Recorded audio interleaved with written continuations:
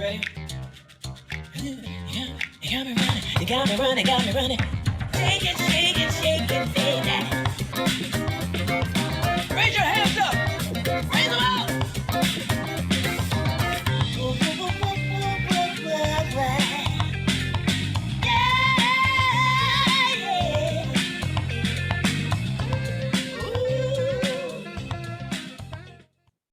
Happy Wednesday, everyone, or Tuesday evening or afternoon, just depending on where you're watching this. And thanks to everyone for joining us for the live call as well with the LCMS Trader Club members. It is just ticking over 11 a.m. Singapore time, GMT +8, and it is the 23rd of February 2022.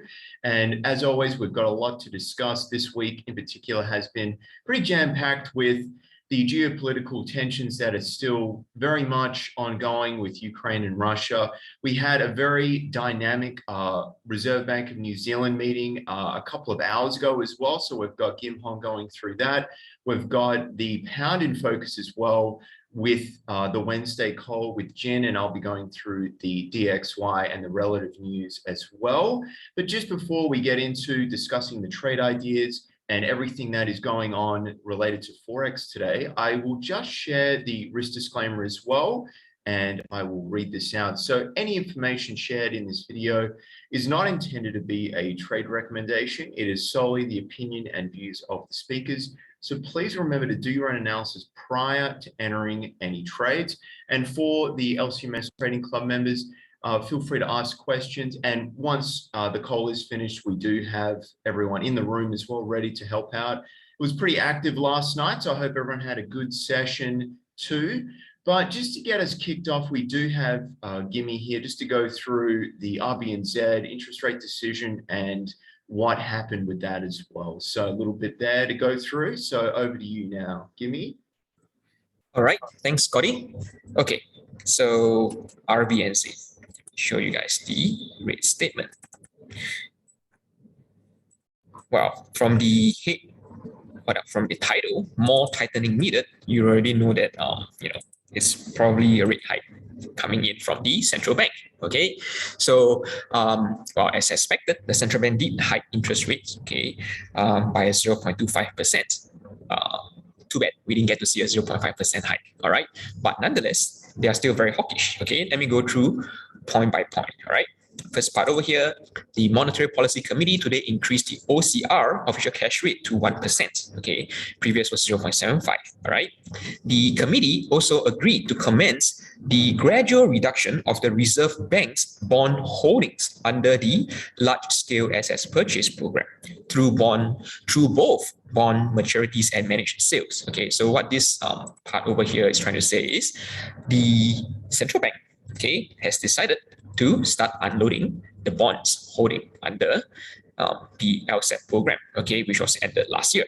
All right, so the way they're going to do it is through two ways. All right, actually two ways. First way is to for bonds that are maturing, okay, they'll just let it mature and probably not going to buy back anytime soon, or maybe not going to buy back as a whole. All right, and then the second way is to just sell back part of the bonds back into the market. Okay, so these two ways will be the ways that the central bank will be carrying out in order to reduce the number of, or the amount of bonds that's currently being held by the central bank. Okay, so that's actually a hawkish move, I would say. Okay, moving closer and closer towards monetary policy tightening.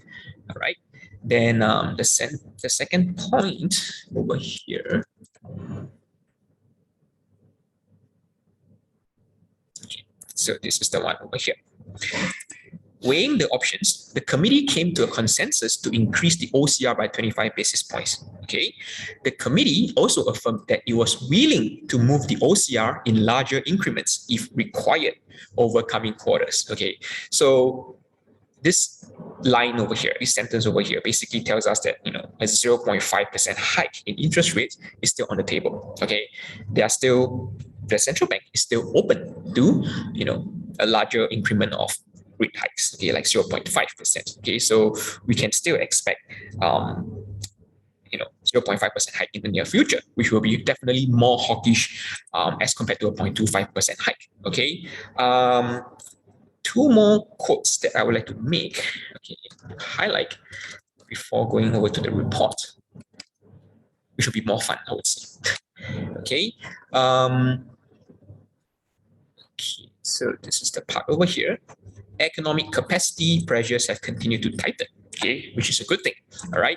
Employment is now above its maximum sustainable level. Wonderful. With a broad range of economic indicators highlighting that the New Zealand economy continues to perform above its current potential. Okay. That's one thing. Okay, employment. What about the other thing, which is also another important aspect, which is inflation. All right. Headline CPI inflation is well above the Reserve Bank's target range. Okay. The target range of 2 to 3%. Okay. But will return towards the 2% midpoint over coming years. Well, not anytime soon. Okay.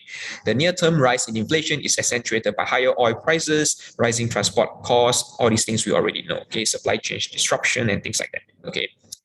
So these two paragraphs over here basically highlight that, employment is already, above, not just hit, but above its maximum sustainable level. Okay. Inflation is well above the central bank's target range. So from here, okay, if we were to move on to the monetary policy report, all right, what can we expect? Okay. So this is how many pages is it this time around? 56 pages, okay, 4 pages lesser than the previous release, okay. But with this whole good economic, strong economic situation in New Zealand, okay, we can expect, that's what I'm going to show you, okay, we can expect positive revisions in the economic, projections, okay, for the central bank. Let me take a look at this. So this is the table that you guys want to pay attention to. Appendix 2, page 50, all right, statistical tables. So what we want to pay attention to is basically the OCR, like what I mentioned a couple of days ago, okay, during the prep, we want to focus on whether there's an upwards revision or whether there's any revision, okay, to the OCR, okay, in the near future, all right. So over here, this is the most recent one, okay, released earlier today. But actually, instead of showing you guys this report, okay, which I'll be providing you guys with the link later on, I'll just share with you guys a drawn up version, okay, an edited version. So I actually placed some numbers beside the current report to actually compare it, all right? So over here, okay, you guys see a similar version. It's just that, the figures in the blue rectangle over here, okay, and over here are the figures provided back in the previous report release, which was in November, okay? So OCR is what we're going to focus on, all right? For March 2022, which is, next month, okay, the central bank expects interest rate to remain unchanged as well, at 0.9%, okay? And then for June, it's 1.5%, no change. And then by September, no change as well, 1.9%, okay? Now, anything beyond the third quarter, okay, we can expect to see changes, all right? December 2022. In November, okay, they were actually expecting interest rate to be 2.1. Right now, they are actually expecting it to be 2.2%, okay? And then from here on, all right, it's basically, you can see there has basically been, upwards revision, okay, from the previous 2.3 to 2.6, okay, for March 2023, and then on a quarterly basis, okay, from 2.4 to 2.8, from 2.5 to 3.1, 2.6, 2.6, 2.6, 2.6, 2.6 to 3.3, 3.3, 3.3, 3.4, and 3.4. Okay, so overall, we are seeing a very, I would say, strong upwards revision, okay, in the near-term projection of interest rates in New Zealand, okay? So that's why I say it's very hawkish, right? This is what we want to pay attention to. It may be the case that, the central bank hiked interest rate by 0.25%, but then the next thing to focus on is the OCR projection, all right? And that's for the OCR, okay? Another indicator, technical indicator that we want to pay attention to is the inflation, CPI inflation, specifically on an annual basis, okay? In summary, okay, from now, from March, okay, from the March quarter until 2025, obviously 2024 December. Okay, from now until 2024 December, there has basically been upwards revision in inflation, in annual inflation. Okay, you can see over here 5.7 to 6.6, 5.2 to 6.3, so on and so forth. Every quarter has been revised upwards. Okay, so what this means is, the central bank, okay, is now expecting inflation to rise even faster. Okay, prices in New Zealand will rise even faster than before already. Okay, although this may be subjected to change, but at the moment it just seems like the whole inflation pressure is just too much to too much to well, it's actually too strong, I would say. Okay, it's rising very fast. All right, so because of this, we can actually expect the central bank to carry out more rate hikes, probably in larger denominations as well. Okay, as highlighted by the central bank, a possible 0.5% rate hikes can be expected. Okay, and during the press conference that took place earlier today, also, I think Governor Orr also specifically mentioned that the central bank will not rule out 50 basis point rate hike if needed. Okay, and then there are some analysts out there that says that rate hike may take place every meeting this year. So it's very similar to the US Federal Reserve's forecast of a rate hike during every meeting. Okay, so I think the central bank will still be meeting having around 6 to 7 meetings this year. Okay, and we can definitely be expecting more rate hikes coming in. All right, so from now on, okay, for the RBNZ, I would say a 0.25% rate hike is pretty much the default. Okay, nothing much to kick a big fuss out of. Okay, but if we were to see any 0.5% or even larger, okay, increment of rate hike coming in, then that will definitely boost the New Zealand dollar. Okay, so let me see if there's any question at the moment. Okay, no questions at the moment. So the impact for this monetary policy meeting this time around, okay, was that it actually led to the strengthening of the New Zealand dollar. Okay, it's actually I would say across the board kind of a strengthening. Okay, at the moment, okay, although I am bullish on the New Zealand dollar, but keep in mind, okay, like what I was just telling Scott earlier today, okay, before the call started, all we need is another headline from Russia-Ukraine war, or Russia-Ukraine tension, okay, to actually throw this whole thing, back down. Okay, New Zealand dollar will definitely come back down again. If we were to receive another negative headline from the whole geopolitical tension issue. Okay, so please trade with caution. Really, really keep your trade short term. How long this hawkish tone from the RBNZ can last really depends on how, ironically, okay, really depends on how the whole political tension would turn out to be. Okay, it's not so much of a US, it's not so much of a New Zealand, but it's more of a Russia-Ukraine thing. Okay, at the moment, I think the New Zealand dollar, okay, New Zealand dollar against the USD and the Japanese yen has pretty much retraced a little, okay, from the earlier hawkish move, okay. But if everything were to go on smoothly, okay, if there's no further escalation in the geopolitical tension, then I am actually expecting the New Zealand dollar to strengthen further. Okay, so with that, if you guys have any question, just feel free to put it in the EcoFin chat platform. All right, with that, I'll hand it over to Scott for his analysis on DXY. Over to you, Scotty. Thanks, Gimme. And DXY, look, from a price action perspective, just with the daily time frame here, we did see that on the yesterday's daily candle, really it was not a lot of direction was evident. We tried to dip a little bit below 96 to around 95.87, and then we got up to around 96.24.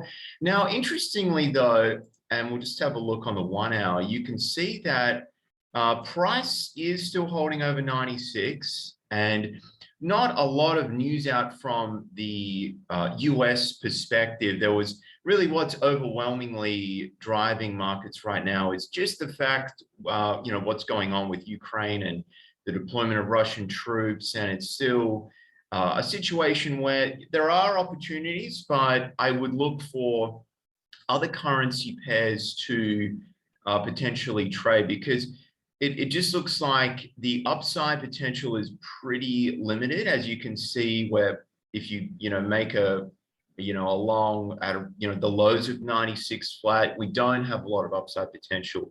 It's just going to require something to sort of change dramatically, either a de-escalation with what's going on with Russia and Ukraine, or things staying as they are currently. It seems markets take this as a lot of uncertainty, because there hasn't been development since the troops moved into that area of Ukraine, but that had a lot of troops that were supported by Russia already. So that's not an area where it's, there's not a complete invasion. So the market's just taking this as a bit of an unknown. And I just want to go through just to see how markets did react as well. So we've got with the NASDAQ, that has been, if we go to the daily time frame, just to see how risk has been behaving. So what I mean by that is, in a more optimistic environment, we will see the NASDAQ trading higher, but the candle yesterday wasn't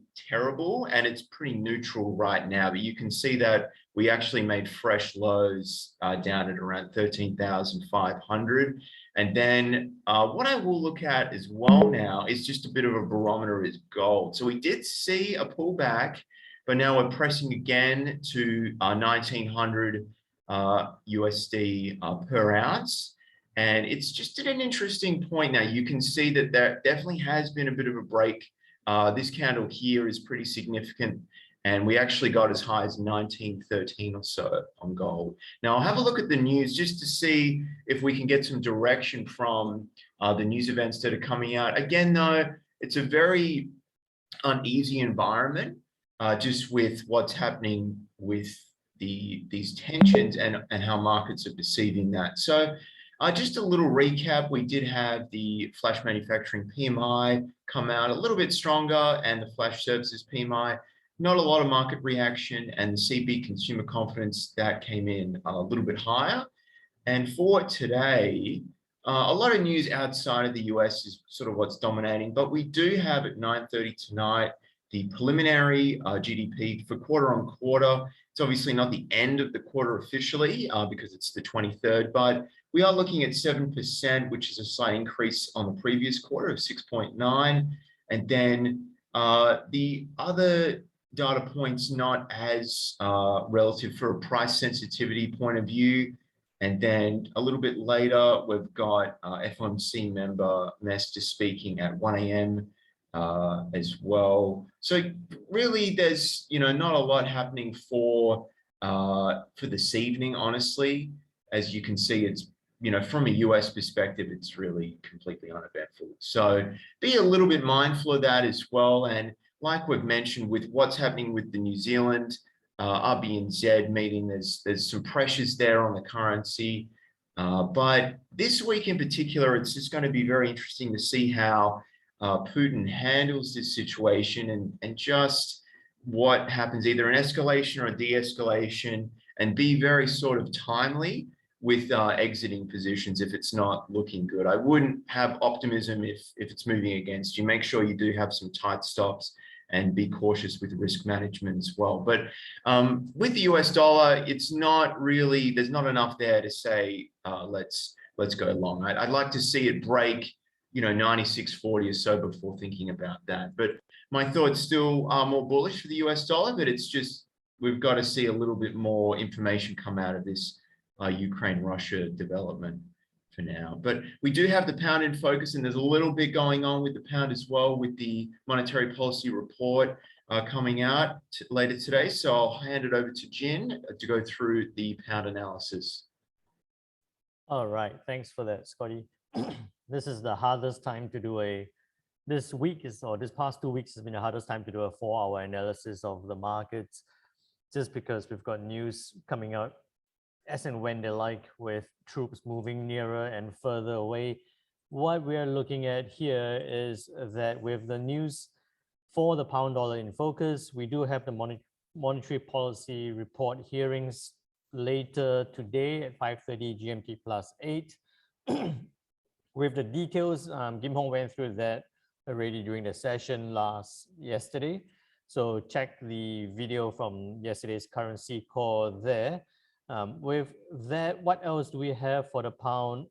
We do have an MPC member speaking, not concerned about that. The US GDP, like Scotty was just sharing with you, looking to go from a 6.9 to a 7%. So looking at if it possibly comes out at 7 or slightly higher, we might see that dollar strength come back into play. But of course, with the whole uncertainty in the European side happening at this point, take it with a little bit of a pinch of salt, might not be moving as much or as quickly as we expect. And then on Friday, a whole bunch of news, but not big price movers at this point.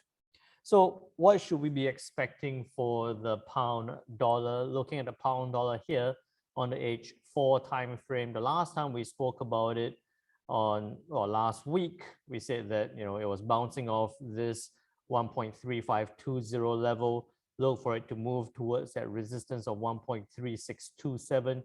Did that exactly, came back down.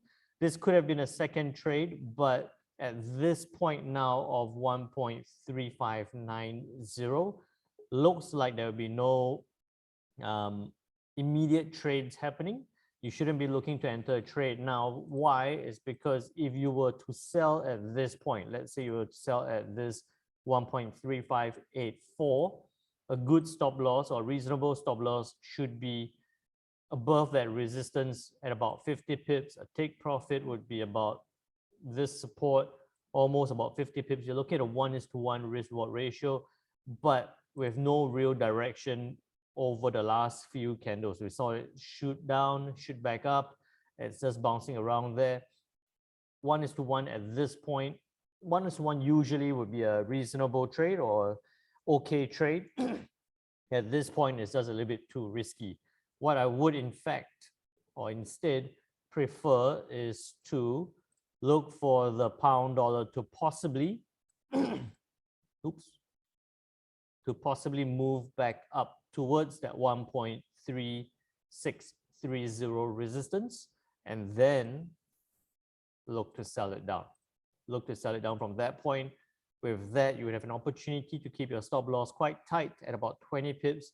Your take profit could go all the way down to that almost 100 pip take profit level. But with the recent way markets have been moving, I would say that you could say your take profit at 100 pips, but you should be looking to get out at about maybe even 50 pips. Decide whether it's going to continue down again, and then either hold on to the trade or close it off at that point. So you're looking at a 1:2 to a 1:5 risk reward ratio towards the downside for the pound dollar. Only if it goes back up towards that resistance level. I'll put that back in again. Only if it goes towards that resistance level and then turn back down. So a bit of patience required here. It might also look like once it goes up to that point, it looks like it's going to break out. Might be tempted to buy it up above that resistance. I would say wait off. We've seen that 1.3630 level as a very strong resistance. The last time it came down and failed to break was in Jan, again in Feb, 3rd of Feb, 10th of Feb, and a couple of times in the mid of Feb. The last time it broke above that resistance level, we saw it track quite high towards that 1.3, almost 1.38, 1.3750 level. I don't think at this point we'll see that big move towards that upside, especially after what Scott was just sharing with you in terms of the dollar index sitting in that tight consolidation, not doing too much, no real directions at this point. So if the pound dollar on the H4 time frame could move up and then turn back down because of that resistance level, what we could be looking at for the euro pound in this case will be for it to continue, well, first to sit in that consolidation and then possibly continue back down towards that 83.83 level. This is also in consideration, well, we spoke about it yesterday saying that, that buying opportunity 0.83 is a very, very low point. We've seen it react several times quite significantly at this level. I think what we could see here is if you haven't jumped into this trade, don't jump into it yet. I think it's a bit late. Look for it to come back down, test the support level, maybe even bounce off, and then you can be looking for another buying opportunity back up again. So I would say, repeat that trade. That was the first trade. This will be the second one again. A lot of patience required here. Sit there, wait for it, let it turn down.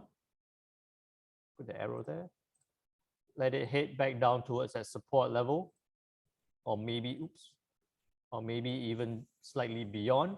And then after that, look for it to turn back up for that buying opportunity. If it does break below that point, and if it does have that significant downside, then I would say hold off. Again, as a reminder, looking at it on the daily time frame, maybe it might be easier if I went weekly time frame, you can see that every time it broke above, the last time it went significantly lower than this point was back in 2014, when it broke that level and it went quite a lot downwards.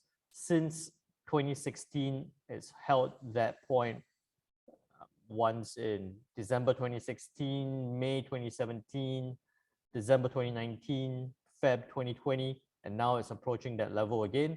So I would say hold off. If it does break below, don't be tempted to sell. Look at other trade ideas instead, rather than trying to catch that big move, because I think that we're going to see a lot of volatility in that space. I think that we're going to see it bounce back, more likely to bounce back up than to track significantly lower. So that's it about the pound and the euro pound. Just a quick catch up in terms of what Kim Hong was sharing with you for the RBNZ. We saw the news being released based on our analysis on Monday morning. We said that if it was going to break above that 6740 level, we can look for that further upside. We saw that break above. We saw it moving up now. I think that sitting in a bit of a consolidation, or sitting in a bit of a retracement right now, you could be looking for another buying opportunity if it does come down and turn back up. Don't look to buy at this point right now. I would say look for a reaction at this 6750 level before looking to buy it towards the upside again. So I'll get rid of that line. Okay, so with that, still possibly another buying opportunity for the New Zealand US dollar because of the news.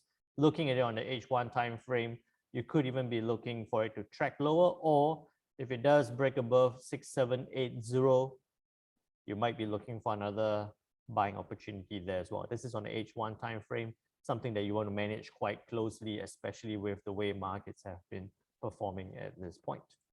With that said, I'll pass it back to you, Scotty. All right, thanks for that, Jen. And just make sure if you did miss a little bit of the call, we do share the upload as well straight away for the LCMS Trading Club members for you to review the episode. And again, thanks for everyone for joining us today. We've got the yen and gold in focus for tomorrow. So hope to see everyone on the call tomorrow. Thanks again for joining us to the LCMS Trading Club members, and hope to see everyone in the EchoFin group. So bye for now, everyone. Have a great rest of your day.